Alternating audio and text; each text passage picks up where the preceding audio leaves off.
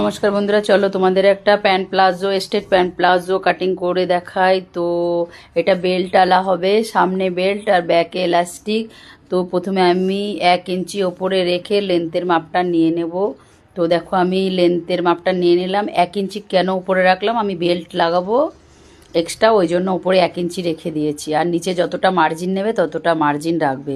আর side থেকে দেখো আমি ড্র করে নিয়েছি, কারণ এক্সট্রা এবড়ো খেবড়ো যে কাপড় আছে ওটা আমি ছেটে ফেলবো। তো আমাদের প্যান্ট বানাতে গেলে 4টে মাপ লাগবে: হিপের মাপ, কোমরের মাপ, থায়ের মাপ আর নিচের মোহরি। তো আমি ইনার কোমর আছে, যেই কাস্টমার তার কোমর আছে 40 ইঞ্চি, মানে হ্যাঁ, তো তার 1/4 হবে 10 ইঞ্চি। তো আমি 10 ইঞ্চি নিয়ে নিয়েছি আর 2 ইঞ্চি এক্সট্রা নিয়েছি, কারণ আমার 1 ইঞ্চি করে প্লেট দিতে হবে আর 1 ইঞ্চি রাখবো আমার সেলাই মার্জিনের জন্য।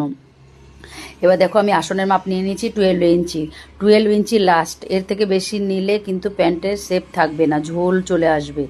যতই লম্বা হোক যতই মোটা হোক, 12-এর বেশি ফার্স্ট পোর্শানে রাখা যাবে না সামনের পাটে। তো দেখো আমি আসনের মাপটা নিয়ে নিয়েছি। আর আসনের মাপটা নেওয়ার সময় যে গোলাইটা দিয়েছি ওর সামনে 2 ইঞ্চি নিয়েছি। এবার মাঝখান থেকে আমি পুরো মাঝখানে ফিতেটা রেখে আমি আধা আধা করে নিয়েছি, নিয়ে স্ট্রেট দাগ করে নিয়েছি। আর নিয়ে নিচের মোহরির মাপটা দিচ্ছি আধা আধা করে, কারণ 14 ইঞ্চি পুরো গোলাই আছে, তো 3.5 করে এইদিকে করে দিয়েছি। তো দিয়ে দেখো আমি ড্র করে নিয়েছি, দেখো খুব সুন্দর ড্রটা হয়েছে। এবার আমি কাটিং করে নেবো, চলো কাটিং করে নিই। কারণ সামনের পাটে কোনো মার্জিন থাকবে না, স্টেট প্যান্ট বানানোর সময় সামনে কোনো মার্জিন দেওয়া যাবে না। পিছনে যা মার্জিন দেবো আমার পিছনের পাটের পাল্লাতে মার্জিন দিতে হবে, না হলে প্যান্ট একদম ঢিলাও ভালো লাগে না, একদম টাইটও ভালো লাগে না।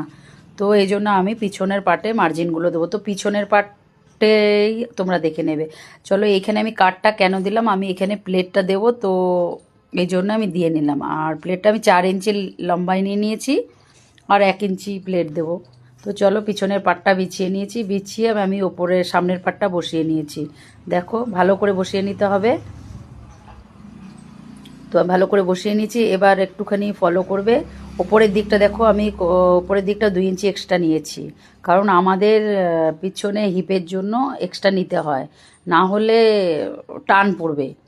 তো দেখো নিয়ে নিয়েছি, আর এরম করে ড্র করতে হবে। আর সামনের দিক এখান থেকে আসনের থেকে 2 ইঞ্চি নিয়ে গোলাই করেছি। গোলাইটা ডিপ করে দেবে না, একটু হালকার মধ্যে দেবে, নাহলে বেশি টান পড়বে।